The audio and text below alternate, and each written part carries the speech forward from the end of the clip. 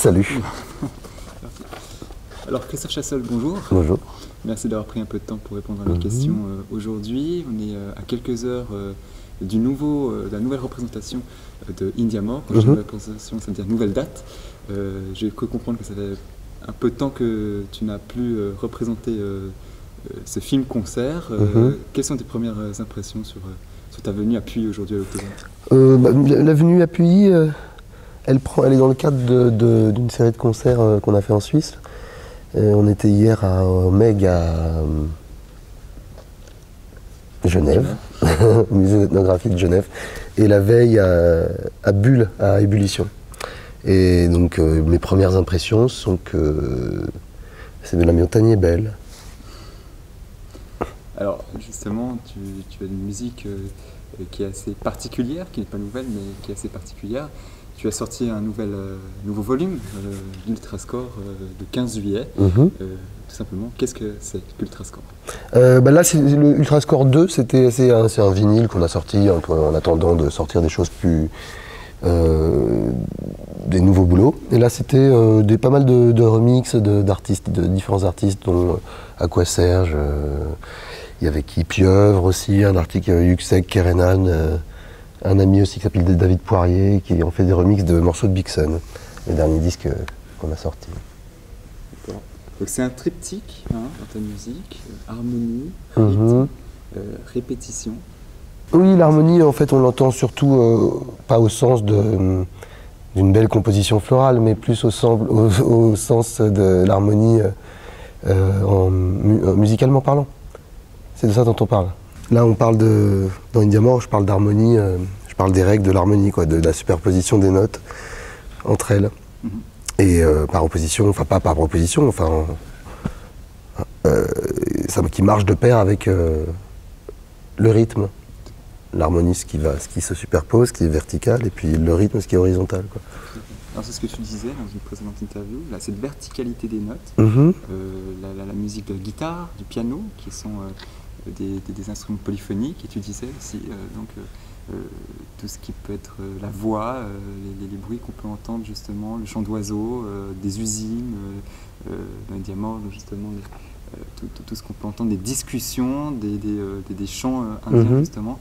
Il y a justement ce parallèle entre la polyphonie des instruments et si je peux dire, la monophonie de la voix, du bruit ambiant finalement. Oui, et puis le bruit ambiant peut être aussi polyphonique, hein, tu sais, je sais pas, quand tu as un radiateur ou je sais pas, un frigidaire qui fait un bruit, tu entends généralement plus d'une seule note, tu entends et tu en entends en même temps aussi. Et disons que la différence qu'on peut faire, oui, c'est entre les instruments monophoniques et les instruments polyphoniques. Comme, je lâche pas la flûte, a priori, on ne peut jouer qu'une seule note à la fois. Et le piano, qui en effet est l'instrument qui permet de visualiser l'harmonie, quoi. Alors comment tu as réalisé finalement Indiamore, qui est un film-concert justement. Tu as finalement fait des scènes improvisées avec des acteurs justement de ton film, mais c'est quelque chose qui est quand même construit. J'ai préparé déjà les rencontres un petit peu. J'avais des gens que je savais que j'allais appeler en arrivant en Inde, que je voulais filmer, notamment un tabliste, Ashok Pandey, qu'on voit un peu dans le film, qui joue Ultra TK 1 et 2. Jay Pandey, qui est son fils, qu'on retrouve dans un taxi et qui aussi qu'on retrouve sur le Gange, sur une barque. Il y a des gens comme ça que j'avais prévu de voir, qui m'ont emmené dans différents endroits, et puis entre-temps, nous on se baladait, j'avais quelques idées en tête, notamment que je voulais être un flûtiste, que je voulais aller dans les magasins de musique à Calcutta, que je voulais filmer de la danse, que je voulais filmer une école aussi, et donc on a essayé de réaliser tout ça, et avec un peu de spontanéité dans les rencontres aussi. Comme je te disais, donc on a toutes ces images qu'on a filmées, je les ai montées, mélodifiées, harmonisées, donc il y a une bande son dans l'écran. Et cette bande son est fixe, il y a un montage qui est fixe où on rencontre les différents personnages du film, ils sont montés avec des boucles, des répétitions allongées, tirées, superposées. Et nous on joue dedans, on joue les accords, on joue les basses, je joue du Fender Rhodes, des pianos, et Mathieu Edouard en face de moi à la batterie. joue les parties de batterie. Et on joue à 3 en fait, voilà, c'est un discours entre l'écran, les claviers et la batterie. Justement, il y a la place de l'image dans ce film-concert, finalement. On pourrait s'en passer, finalement. C'est ça que je voulais savoir. On pourrait s'en passer. En concert en concert, oui. En concert, non, ça, je vois pas. Enfin, on peut toujours faire ce qu'on veut, hein. Mais ouais, ce serait. Moi, je sais pas. Je pense que c'est. On pourrait s'en passer. Et que tu veux dire que ce soit bien. Non, non, pas du tout. Ce que je voulais savoir, c'est que finalement, quelle est la place de l'image dans cette harmonie sonore? Bah, l'image, elle est centrale dans l'objet qu'on présente. C'est-à-dire que moi, c'est les choses qui m'intéressent dans ce film sont, tu vois, les personnages, les accords choisis, le montage, les lieux, tout ça, mais surtout les points de synchronisation qu'il y a entre. Il y en a des milliards de points de synchronisation. Tu as des mèches.